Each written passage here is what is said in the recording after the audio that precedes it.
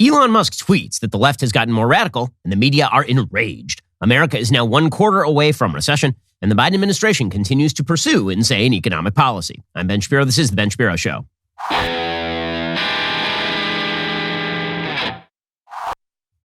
Today's show is sponsored by ExpressVPN. Thousands of my listeners have already secured their network data. Join them at expressvpn.com/Ben. We'll get to all the news in just one moment. First, you need PragerU. I'm just going to put it out there. PragerU, which we consider here at Daily Wire to be a sister company because we work with them pretty frequently.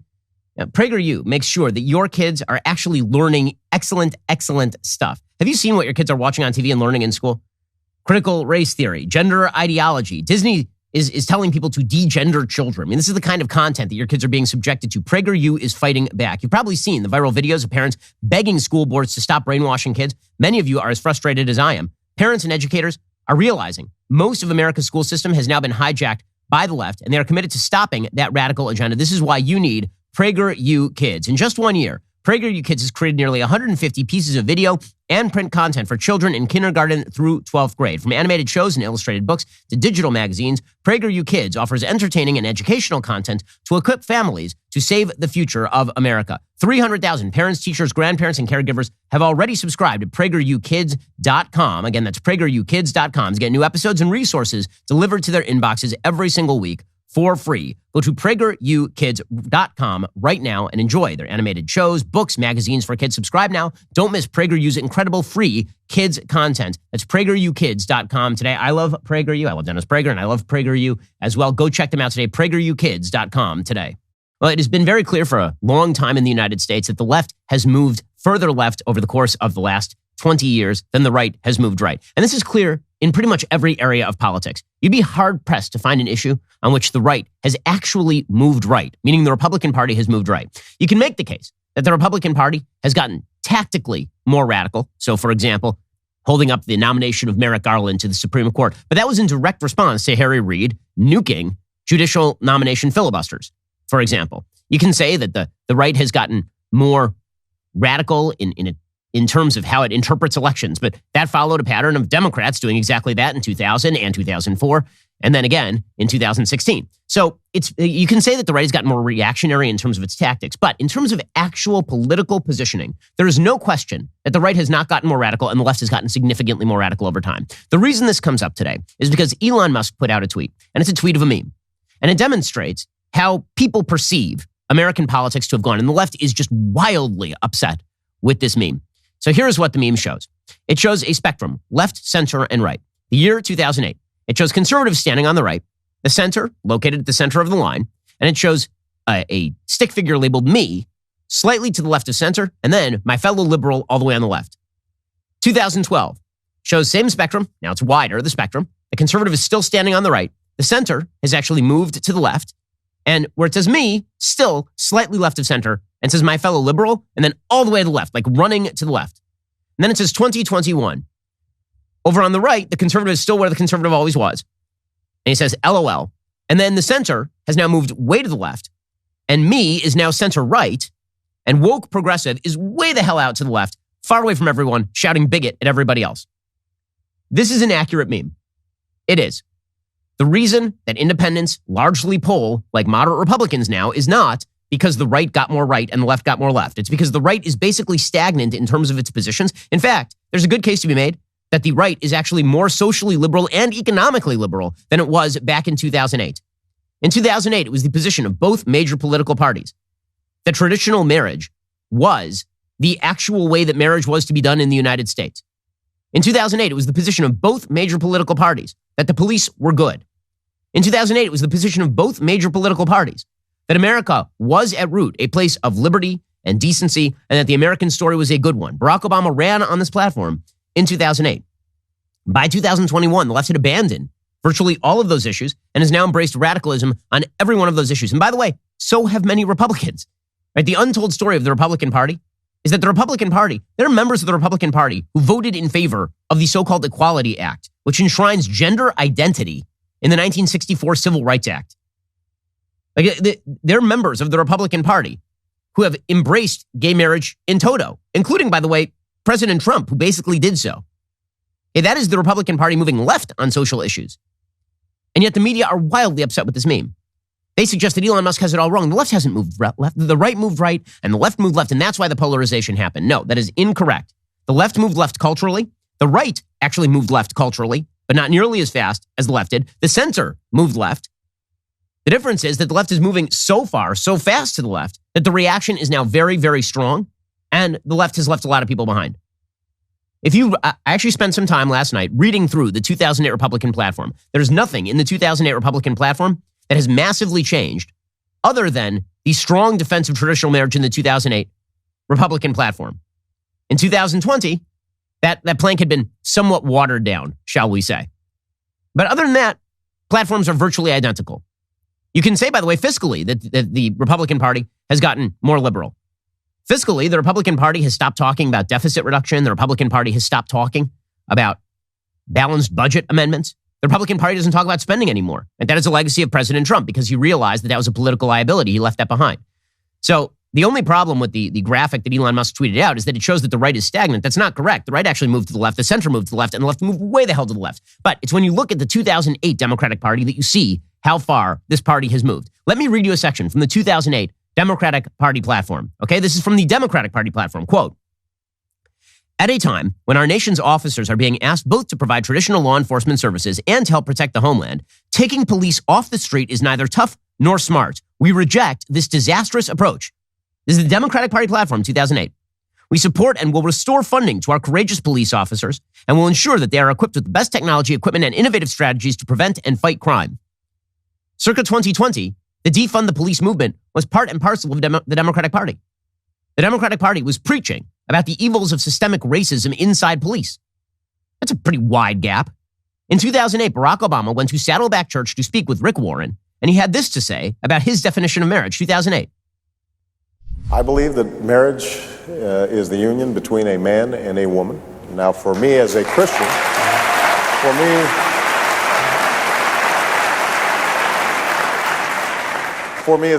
it's also a sacred union.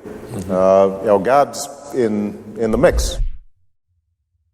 Okay, that's bigot Barack Obama. Tear down all the statues. Obviously, that man is a homophobe and a transphobe of epic proportion. That was Barack Obama circa 2008. By the way, it was Barack Obama's presence on the ballot in 2008 that probably got Prop 8 to pass in California. Black voters showed up in droves to vote for Barack Obama in 2008 in the presidential election, and they simultaneously voted to enshrine traditional marriage in the Constitution of the state of California, which Democrats then appealed, and Kamala Harris refused to defend, and all the rest of this. Okay, so Elon Musk's tweet is correct, and the reason it matters, folks, is because when you look at how the political spectrum is shifting, the left has to insist. They have to gaslight you. They have to lie. They have to insist that the right is radical. The right has gotten more radical. Now, again, when it comes to tactics, you can make the case that the right is more radical because, of course, President Trump was very Trumpy. President Trump said things about the rule of law that I disagreed with and criticized him for. President Trump said things about the election of 2020 that I disagreed with him about and don't think are backed in evidence. But when it comes to the actual political positions, which is what people typically vote for, when people vote for the generalized political perception of each party, the right has not gotten more radical by any stretch of the imagination. The right has embraced, in large part, Obamacare. Remember that time when they said they're going to repeal Obamacare? The Republican Party never did that. Remember that time that the right was suggesting it was for balanced budgets and not blowing out the deficit and then spent $7 trillion in 2020? So the right has gotten more left too. But the media can't allow this argument. The Elon Musk argument cannot be allowed because, again, if you go back to the meme that Elon Musk put up, the natural consequence of the argument that Elon Musk puts up is that Democrats are going to lose, and they're going to continue to lose a lot. Because here's the problem. The woke progressives now rule the roost. We've gone through the stats before. If you actually examine the constituency of the Democratic Party, only about 10 to 15% of the Democratic Party considers itself woke progressive. But those are also the most active and the youngest contingent of the Democratic Party. Those are the people most passionate about Democratic Party politics. And so the Democratic Party is beholden to those people. So if you follow this pattern, right, if Elon Musk's meme tweet is essentially correct, and the woke progressives continue to move to the left, and the right just kind of continues to hover where it is, and the center continues to be dragged to the left, and everything right of center votes for the right, you're going to end up with waves of Republican elections from here on out. And that is precisely what you're seeing in the polls right now. What you're seeing in the polls in swing districts is voters believe that Democrats are the party of defund the police, that they are the party of abortion to and past birth, that they are the party of men can be women and women can be men, that they are the party of America is systemically racist, and true anti-racism is in giving government complete and total power over your life, and that we should indoctrinate your kids in radical gender queer theory at the age of 6? People believe this is what the Democratic Party is about, mainly because this is what the Democratic Party is about. And to pretend that that is not a radicalization is completely incorrect. This is why there are moderate liberals, even somewhat progressive liberals, people ranging from Roy Teixeira to David Shore, who are saying to the left, are you guys insane? What are you doing? Okay, but the media, who are the Praetorian Guard for the Democratic Party, they're very angry at Elon Musk for noting this. This is the real reason they oppose Musk. Because it's not, Elon Musk is not a right-winger by any stretch of the imagination. He is maybe a quasi-libertarian, maybe. Okay, but Elon Musk is not a traditional conservative. He's not a down-the-line Republican voter. I believe he donated to Barack Obama in 2008 and 2012. Okay, Elon Musk is not, quote-unquote, one of us here on the right. Neither is Joe Rogan, one of us here. Joe Rogan and I disagree on, I would say, at least 60% of our policy prescriptions. The difference is that we are not crazy. And the left has gone completely, utterly, bat-bleep insane. And so what they are afraid of is that Elon Musk is going to come in at Twitter and he's going to allow people to say these things. Because the left relies on we have to shut down the conversation so that you don't realize that the left has moved to the left. If you can move the center to the left and you can foreclose the right in order to make this chart even for the Democrats, if Democrats are going to win, then you have to go to that 2021 line, right, that shows that the center now excludes both me and the conservative and that all of those people are to the right. If you can just cut off that chart before it gets to conservative and reorient the center, then you can reorient American politics completely. So you have to censor. You have to shut down. You have to toss the right-wingers off the cliff. Make them not part of the Overton window. That's all you have to do. And this is their focus. So the left is focused in laser-like on rebutting the true idea that the left has moved radically to the left. And this is nonsense. Well, if we're talking about nonsense, you know what's nonsense right now? Your gas price. Your gas price is just way too high. We all know why. Thanks, Brandon. It's been great. Well, if you actually wish to lower your gas price, and you can do it like right now, you need to download that free Get Upside app. My listeners are earning cash back for every gallon of gas every time they fill up. Just download that free Get Upside app in the App Store or Google Play right now. Use promo code Shapiro for 25 cents per gallon or more on your first fill up. Cash back. Do not pay full price at the pump anymore. Download the app for free. Use promo code Shapiro for 25 cents per gallon or more on your first tank. And it's not just for gas. You can earn up to 30% cash back at grocery stores, restaurants, and food delivery as well. You can cash out anytime to your bank account or get an e-gift card for select retailers and brands. Again, download that free Get Upside app. Use promo code Shapiro to get 25 cents per gallon or more cash back on your very first tank of gas. Use my promo code Shapiro right now. That is code Shapiro. No reason for you to be paying full price at the pump, not when the prices are this high or really ever. Download that free Get Upside app today. Use promo code Shapiro. Get 25 cents per gallon or more cash back on your very first tank. Again, use my promo code Shapiro right now when you get that free Get Upside app.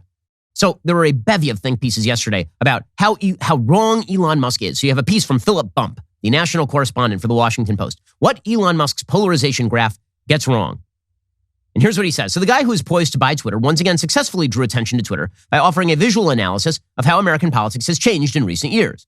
And then he shows Musk's tweet. The unsubtle point is in keeping with most of Musk's other non-rocket related tweets since it was announced that Twitter would accept his buyout bid. The American left had run amok, literally to the left in the illustration, leaving even one-time allies behind. Meanwhile, the right had just been sitting there watching its opponents head to the fringe. One can see how this is appealing to Musk, who has leaned into the idea that Twitter is dangerously influenced by extreme left-wing thinking and whose recent engagement on the platform has been to express sympathy toward overt right-wing trolls. Ooh, overt right like the Babylon Bee. Ooh. But the illustration is simply wrong. It's not a misinterpretation. It is not a differential interpretation.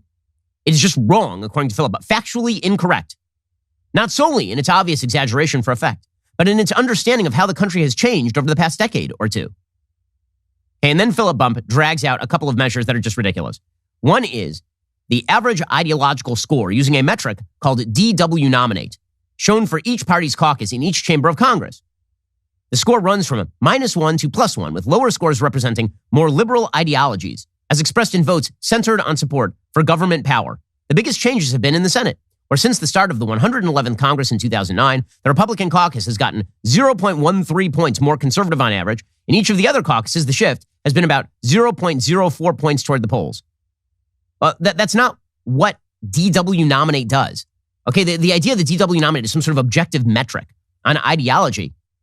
That's not correct. They basically just look at how they bootstrap their own standard errors. There are deep problems with this particular measurement. Basically, it just looks at the center of the parties and it looks how often parties vote in unison. If parties vote in unison more often, it assumes they are more ideologically rigid. Democrats were always ideologically rigid and they always voted in unison. Republicans increasingly have voted in unison. Therefore, it looks like Republicans have moved more. That doesn't mean Republicans moved more. The center of the Republican Party is basically where it always was. It's just that they are voting more often against the Democrats together. They say there are a lot of valid criticisms of DW Nominate in general that we could examine, but it's not a great measure of what Musk is talking about anyway. Well, then why did you bring it, Philip Bump? So instead, he says, let's consider how Americans actually identify their own politics. Luckily, we have a metric for that, evaluations of ideology, as measured in the biennial General Social Survey. The survey asks people to score their identity on a scale from 1, extremely liberal, to 7, extremely conservative. In the middle is 4, moderate. And then it shows how Americans have shifted. And what it shows is that Democrats are more often identifying as liberal, and Republicans are more often identifying as conservative. But that doesn't actually measure the positions of the parties. Again, conservative people on the right are identifying more as conservative in opposition to people on the left who are, in fact, saying and doing more woke things. The actual change in ideology is a real thing, but they can't allow this to be the case. They can never acknowledge this because then they can try to claim that it's the right that's getting more right for no reason at all, which is why you've seen simultaneously an attack on Ron DeSantis in Florida. Right? How dare Ron DeSantis in Florida? He's creating these divisive, polarized political issues. No, he's not. He's reacting to the fact that you guys lost your damned minds. It didn't used to be a controversial position that cops should be paid and that you should back them. That is Ron DeSantis' position in Florida. It didn't used to be a controversial position. They shouldn't indoctrinate 7-year-olds that a penis doesn't mean you're a boy. These did not used to be controversial positions. Ron DeSantis articulating those positions does not make him more radical. He has not moved the spectrum. He has just continued to stand there, and you're angry that he's standing there. So in what is clearly an echo chamber environment in the media, there are several simultaneous hit pieces out there about Ron DeSantis today. 2 from the Washington Post, 1 from the New York Times, all about how the right is moving. They're running, screaming toward the right. Not true. The right is just standing here. That's all we've been doing the whole time. And the way that you can tell this, by the way that the media treat it as a revelation every time, for example, the Pope says he still believes in traditional marriage, demonstrates the case. The Pope, as it turns out, has had this position on marriage since literally the inception of the Catholic Church, a couple of thousand years ago. This has been the position of every major world religion for several thousand years at this point. And yet every time a major religious thinker says something like, men and women make a marriage, men are not women and women are not men, the media immediately come out and they say, my God, they're getting more right-wing. Or perhaps what we have here is the Doppler effect. And you are in the car that's speeding away and everything sounds different because you are speeding that way. Maybe this is your problem. So in the New York Times today, you have a piece called How DeSantis Transformed Florida's Political Identity. Maybe he didn't do it. Maybe you guys did it. Maybe by insisting that Andrew Cuomo was a godsend and that kids should be indoctrinated in radical gender ideology and critical race theory. Maybe you did it.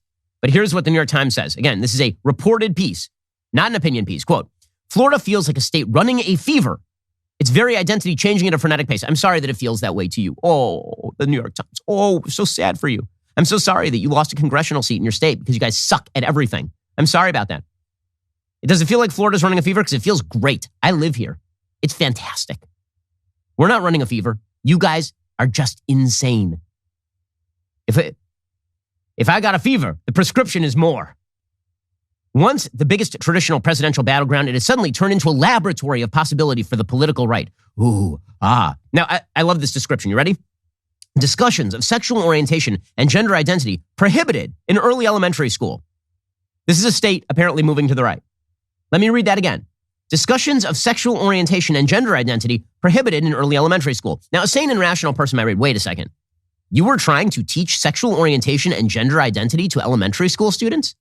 That's what a sane person would read. To the New York Times, if you wish to prohibit this, this means that you're running a political fever and you are implementing your fascism from the right to prohibit such things. Math textbooks rejected en masse for what the state calls indoctrination. Well, I mean, were you trying to push critical race theory about how every disparity, racial disparity in America is a result of American racism in math books? Because, yeah, that's what that is. And no, that shouldn't be taught in schools. Schools and other employees limited in what they can teach about racism and other aspects of history. Tenured professors in public university subjected to new reviews. Oh my God, tenured professors who actually have to be reviewed for their work? That's crazy. Abortions banned after 15 weeks. Oh, the radicalism. You mean that Florida says that you shouldn't be able to stop the murder of unborn children? Unborn children who are nearly 4 months old in the womb? That's so radical. By the way, this also happens to the position in nearly every civilized country. America is a wild outlier in what it allows with regard to abortion. A congressional map redrawn to give Republicans an even bigger advantage. I mean, all terrifying stuff. And perhaps most stunning of all, Disney, long and untouchable corporate giant, stripped of the ability to govern itself for the first time in more than half a century in retaliation for the company's opposition to the crackdown on LGBTQ conversations with young school children. It does have the feeling of, oh, what the hell just happened, said Kristen Arnett, a novelist and Orlando native who now lives in Miami. It's overwhelming. See, here's the thing. The left never thought it was going to lose again. They never thought they were going to lose again. They thought that everyone was just going to go along with them on this crap forever. That is what they thought. And they are stunned to learn that Americans didn't move. They just moved. But this is the line of the left. And this is why Democrats are going to get their asses handed to them in November. I mean, they're just going to get clocked. There are new polls out today showing Republicans have a generic ballot 10-point congressional advantage. To put that by way of contrast, in 2010, a Republican wave election, going into the election, they had like an R+4, R+6, not R+10. It's going to be a wipeout. But again, the media cannot handle this because the media are the people who have driven this to the left. They are the ones who have taken this Cadillac and they are driving it off the cliff with Joe Biden in the passenger seat. It's insane. Alrighty, so again, the left's contention is that it's the right that has moved right. This is a lie. Well, if you want to find out deeper truths, you might want to give a listen to another podcast that I love listening to. That is The Jordan Harbinger Show. We are fans here at the Daily Wire. The Jordan Harbinger Show features in-depth interviews with some of the world's most interesting people, ranging from Charles Koch to Kobe Bryant to Colonel Oliver North, Scott Adams. Maybe you want to listen to the episode with Dan Carlin, listen to them talk about history. It's really clear that Jordan goes in the weeds when he is researching the people he's interviewing. So he asks them really fascinating questions you're not going to hear anywhere else. Every Friday, Jordan also releases a Feedback Friday episode to respond to listener questions, covering everything from conventional problems like leaving a dream job to heavy subjects like helping somebody escape an abusive relationship. I would recommend his interview.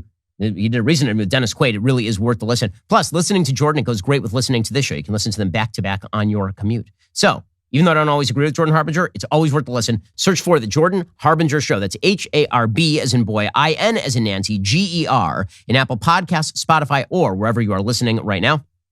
This is a podcast you're not going to want to miss. Search for that Jordan Harbinger Show today and give it a listen. So you got Amber Phillips, staff writer over at The Washington Post. How Florida Governor Ron DeSantis wages his culture wars. Perhaps no politician has been as effective at waging today's culture wars as Florida Governor Ron DeSantis. He didn't initiate the culture war. You guys did. Who initiates the culture war matters. If you punch me and then I punch you back, I didn't initiate the fight. You initiated the fight. And if I finish the fight, good for me. But again, the left has to portray the Republicans as the aggressors here. There's not a single social issue in America where Republicans are the aggressor over the course of the last 30 years. Not one. This country has been moving progressively to the left on social issues for decades on end. You cannot name a social issue on which the American governmental structure has moved to the right. It does not exist. It doesn't. I challenge anybody on the left to bring me one issue where the governmental structure of the United States, the legislative structure of the United States, has moved to the right over the course of the last 30 years. The only case you can make is in some states on abortion, and that's only because there was an artificial quash on abortion law put in place in 1973 by the Supreme Court in Roe. Every other issue, literally all of them, we have moved to the left, every single one. But the idea is that if Ron DeSantis says no, this means that he is the aggressor now. Or maybe you guys are the aggressor. Again, Amber Phillips says, DeSantis acknowledges critical race theory is not part of public school curricula in Florida, though it originated as an academic construct that argues that racial inequality is woven into society and its systems. The term has become a catch-all on the right for teachings or discussions about race conservatives oppose. He also directly takes on the left's allegations that the focus is inherently rooted in white grievance. DeSantis said, quote, it's required in Florida statutes to teach about all segments of American history. You have to teach about the Holocaust, African-American history. You teach about the institution and the abolition of slavery. You teach about the failure of the post-Civil War amendments to take hold and how you need to fight for civil rights. We teach that because it's real history and it's important. What we will not do is let people distort history to try to serve their current ideological goals. This apparently is radical. Deeply radical stuff. How dare he? Another piece from Paul Waldman in the Washington Post. The new Republican statism. You see, the Republicans are now statists. They've moved radically to the right. Guys, this gaslighting, it's not working because Elon Musk's chart, it rings true. It is correct. So Paul Waldman says, when a Republican state legislator unashamedly announces his intention is not only to ban books from school libraries across the state, but to burn the offending books, you know something has changed. Wait, hold up a second. So the idea is that Republicans who are now asking that school libraries pre-screen their books for young children, that this is something that has changed? This has been part of local governmental structure for literally all of time. Not every book is available in every library in the United States, and left-wing school districts ban books just as right-wing school districts do when it comes to the library.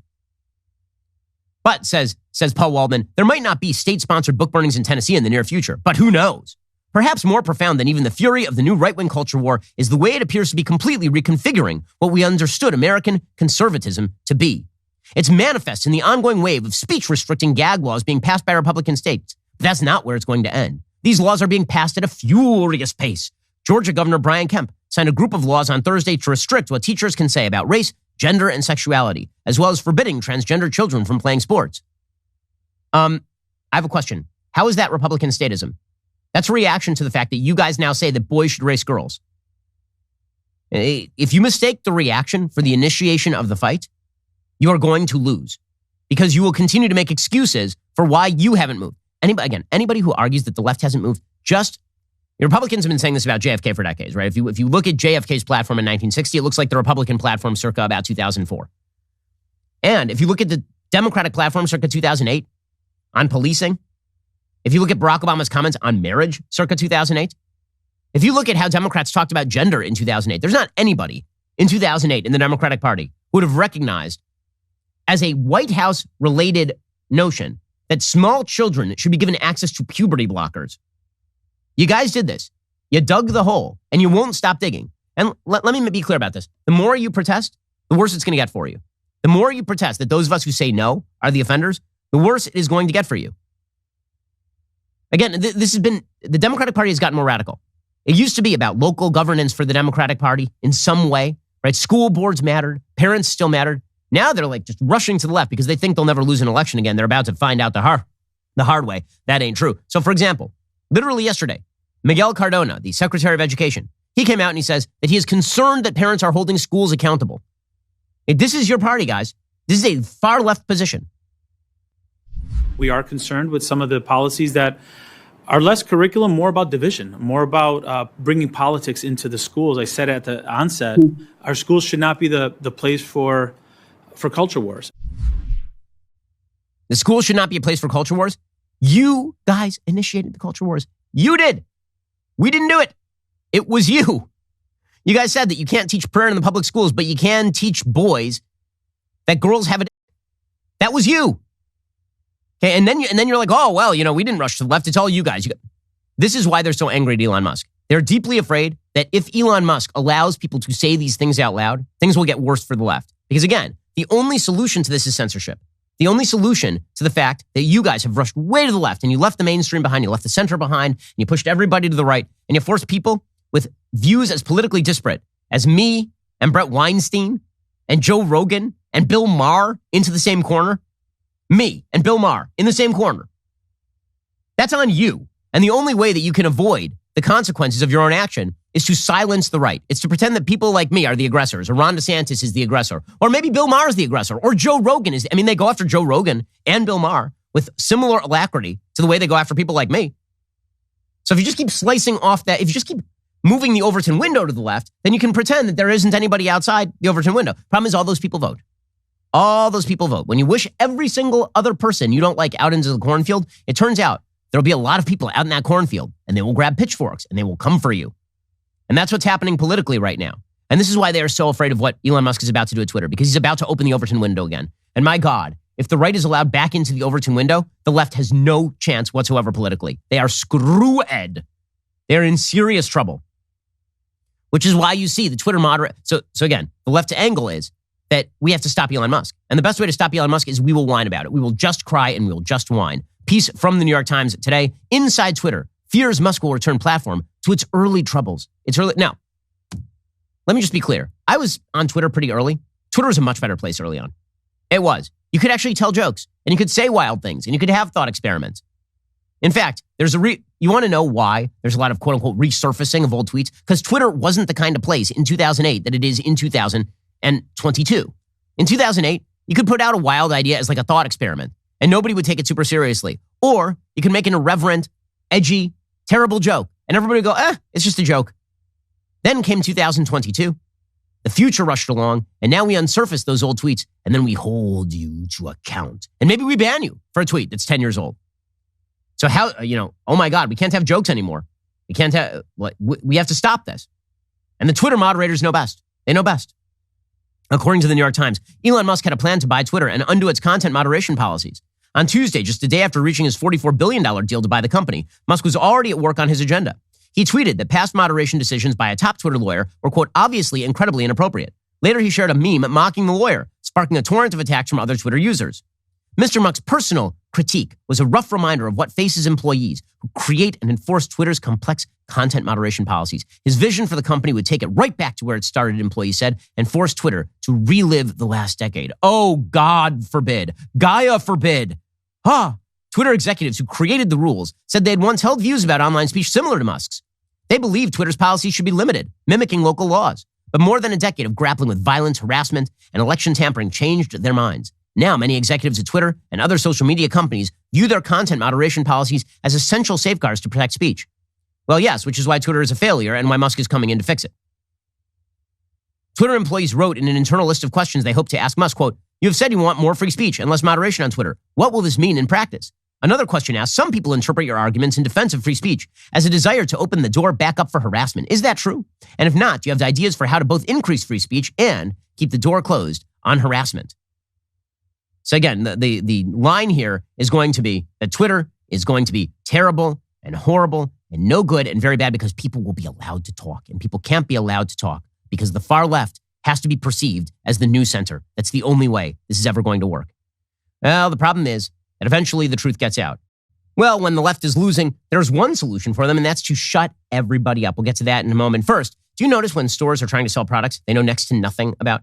Maybe they're pushing the shoes that are the most popular rather than ones that actually fit your feet. Or maybe it's your doctor who's been told by some pharmaceutical salesperson to try and sell you this thing. Well, you don't want that happening with your auto parts. This is why you should go to rockauto.com. They know auto parts, and all they sell is auto parts and related tools. Rock Auto is a family business founded by automotive engineers over 20 years ago. Their original goal was and still is to make auto parts available and affordable so customers can keep their daily drivers and classics safely on the road. RockAuto.com's online parts catalog, it's uniquely easy to use. You quickly see all the parts available for your specific car, SUV, or truck. There are photos, specs, installation tips to help you pick the best parts to meet your vehicle's needs. RockAuto.com will not only have that part, but usually will give you several trusted brands to choose from.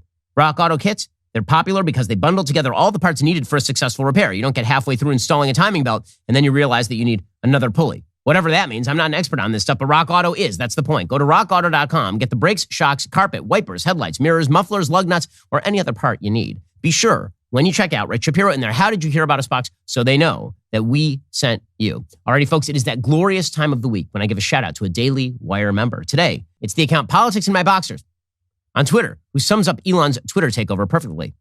In the picture, the world's greatest beverage vessel is overflowing with sweet, sweet and salty leftist tears. They're pouring out of an iPhone. The caption reads, gonna need a bigger tumbler today, boys. Hashtag leftist tears tumbler. Pure gold. And yes, we may need to offer a leftist tears big gulp, or like an actual bucket. Thanks for the pick. Thanks for being a Daily Wire member. Here at the Daily Wire, we've started our own publishing wing called DW Books. You've seen our books topping the publishing charts, actually. We are proud to publish books that actively fight the left's lies and their monopoly on storytelling.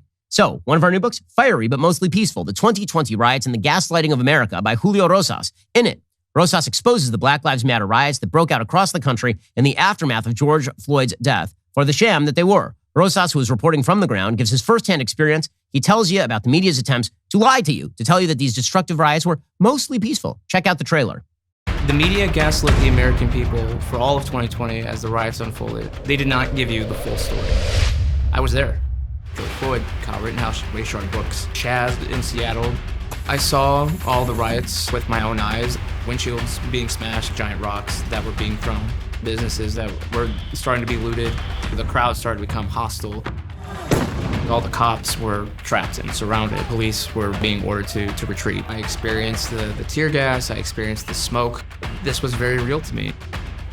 The mainstream media, they were trying to call them protests. CNN with that Chiron saying fiery but mostly peaceful.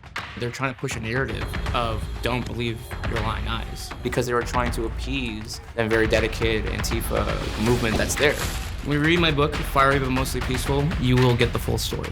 You will learn what actually happened during the riots of 2020 and what the media did not want to tell you. Buy my book, Fiery but Mostly Peaceful, everywhere books are sold. Yeah, the media lied to you, but Julio does not. The book is available for pre-order on Amazon or anywhere you buy books online, so go pre-order your copy today. You're listening to the largest, fastest-growing conservative podcast and radio show in the nation.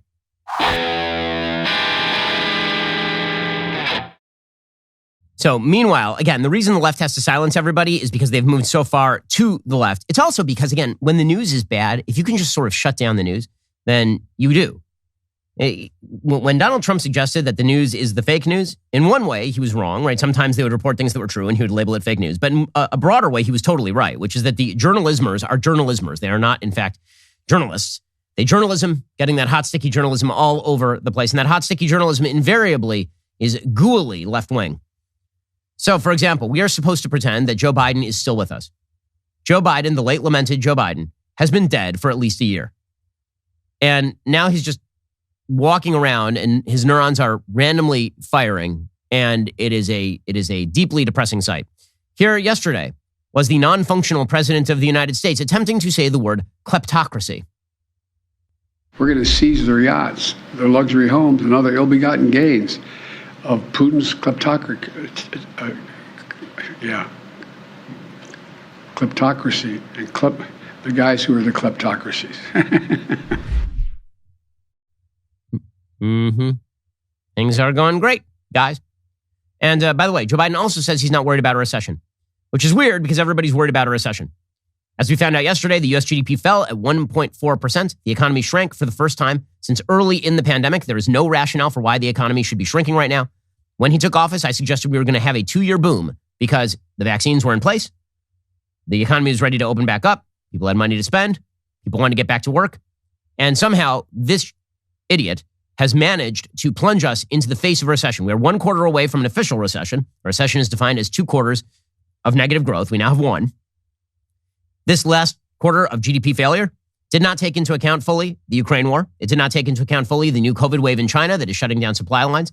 It took into account massive government spending that has continued under Joe Biden, which contributes to GDP growth. GDP is not a wonderful stat because it takes into account government spending as overall spending. So you can actually jack around with the GDP stats by basically ratcheting up government spending. This is what China does on a routine basis to jog those GDP stats. It doesn't take into account the fact that the interest rates are about to increase dramatically, that mortgage rates are spiking. It doesn't take into account any of those things.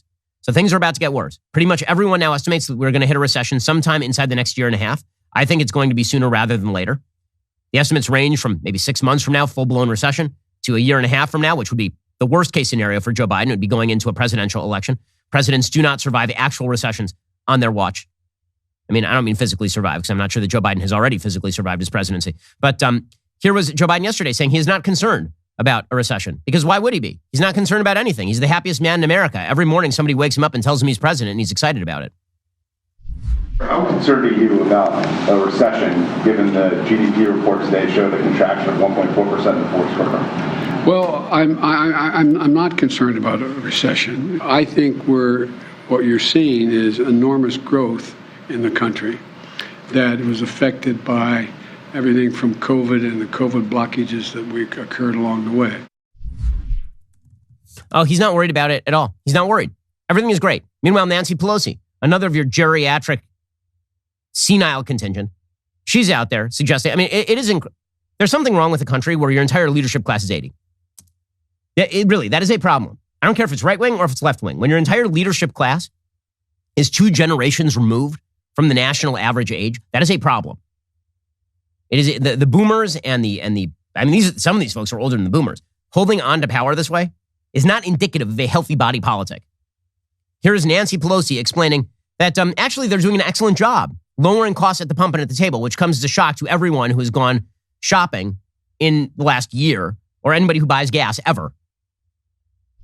There are many aspects to this, but the price of gas and the price of oil have an impact on the price of many other things, including the price of food. So lowering cost at the pump, lowering cost at the kitchen table, that's what Democrats are about. Oh, is that what you're about? Is that what you're about? Well, it's going very poorly for you then. And what is their answer to things like gas price inflation? Here's another dullard, Chuck Schumer, the soon-to-be minority leader, saying that it's the oil companies. If we yell at the oil companies, then probably that will fix things. Oil companies last year made record profits on these tragedies, almost like vultures. We have the Ukraine tragedy, we have the COVID tragedy, and do they try to make things better? No, they come in and make record profits. They're vultures, right? That's what's going on here. It's all the oil companies that are vultures. You guys can't escape the fact that your economic program created this. You did this. This is on you. And the continuation of bad economic policy is also on you. I have to say, the regressive nature of Democratic economic policy is truly incredible. It really is. I mean, it's not just that they are pursuing economic policy that sinks the possibility for future innovation and investment. It's not just that regulation and tax policy recommended by this administration, the fundamental belief that governmental spending is somehow superior to private sector spending. It's not just that that is deeply damaging to the economy. It's that even the governmental policies they pursue are actually regressive. So, for example, they're now talking very seriously about student loan relief. This benefits the laptop class. This benefits all the people who waited to pay off their loans. Not people like me. I paid off my loans and I paid off my wife's loans. It benefits people who did not pay off their student loans. They took out $100,000 to get a gender studies degree from NYU so that they can become a professional useless person at a diversity, equity, and inclusion symposium for Rochester University or something. It helps those people. The professional laptop class, the younger laptop class, who now owes student debt. Because if you're 45, you probably paid off your student debt. It's really if you're 25, this is for. So Joe Biden is openly talking about that. And these, by the way, are the people who, as a economic contingent, are the people with the highest income potential in the United States if you're talking about college graduates with student loan debt. Here is Joe Biden talking about how he wants to relieve that student loan debt in the middle of an inflationary cycle as we are about to enter a recession. Now, I am considering dealing with some debt reduction. I am not considering $50,000 debt reduction, but I'm in the process of taking a hard look at whether or not there will be additional debt forgiveness, and I'll have an answer on that in the next couple weeks. Okay, so they're thinking about relieving student loan debt. Meanwhile, this unbelievably regressive, I mean, it really is amazing. This unbelievably regressive administration is now moving to ban the sale of menthol cigarettes. Now, I'm not an advocate of cigarettes. I don't like cigarettes. They annoy me. The smoke bothers me. However, if you are looking at policies that directly target the poorest Americans, particularly Black Americans, banning menthol cigarettes is actually the way that you do that. According to the New York Times, the FDA on Thursday announced a plan to ban sales of menthol-flavored cigarettes in the United States, a measure many public health experts hailed as the government's most meaningful action in more than a decade of tobacco control efforts. The ban would most likely have the deepest impact on Black smokers, nearly 85% of whom use menthol cigarettes, compared with only 29% of white smokers, according to a government survey. If effective in reducing smoking, the ban could significantly diminish the burden of chronic disease and limit the number of lives cut short by one of the most hazardous legal products available. Now, again, I'm not a fan of cigarettes. I also am going to point out here that it was Democrats who used to claim that the killing of Eric Garner in New York City, which was because he was selling what are called loosies, and he was selling loosies because of the high tax on cigarettes in the city of New York. They're now proposing more restrictions that will lead to presumably more illegal activities for the large number of Black people who use menthol cigarettes. So this administration's position right now is relieve student loan debt on rich white people and ban the sale of menthol cigarettes for poor Black people. Genius stuff from the most progressive administration in modern American history. Meanwhile, other wonderful policies that they are pursuing. Jen Psaki says, you know what, maybe in order to relieve inflation at this time, perhaps we should get rid of some tariffs on the Chinese. Genius. So the Chinese are providing the sole economic outlet for the Russians right now. We are effectively an economic proxy war with Russia in Ukraine. We are trying to cut them off at the knees. Meanwhile, China has cast its eyes upon Taiwan. China is militarizing faster than ever before. China is cutting itself off from the rest of the world in an attempt to weaponize up. And this administration's policy is What if we help them out by getting rid of the tariffs because our own inflationary policy is too crappy? Here is Jen Psaki announcing this one. I mean, these folks are so incompetent. They are cruising for an extraordinary bruising in November. To what extent are you looking at cutting tariffs on Chinese goods as a way to ease inflation? Well, there's an ongoing review of that led by Ambassador Tai at USTR, and we are certainly continuing to look at where these tariffs put in place by the prior administration don't make sense. And one of the factors that we're looking at as a part of this review is certainly the impact on jobs and wages. We're also looking at where we have concerns about the economic policies and approaches of China, but I don't have anything to preview at this point. Amazing, amazing stuff. So this administration is a disaster area, which is why, again, they must focus on shutting down your ability to speak inside the Overton window. It has to happen, because if people actually realize how far left the left has moved, the left will just not win. They will not win. They will pay an extraordinary political price. Alrighty, we'll be back here later today with an additional hour of content. First, you can't forget to end your week by tuning into The Andrew Klavan Show. Drew's show is every Friday. He's got an exciting evening planned for you. So head on over to dailywire.com at 7 p.m. Eastern, 6 p.m. Central, and tune in. I'm Ben Shapiro. This is The Ben Shapiro Show.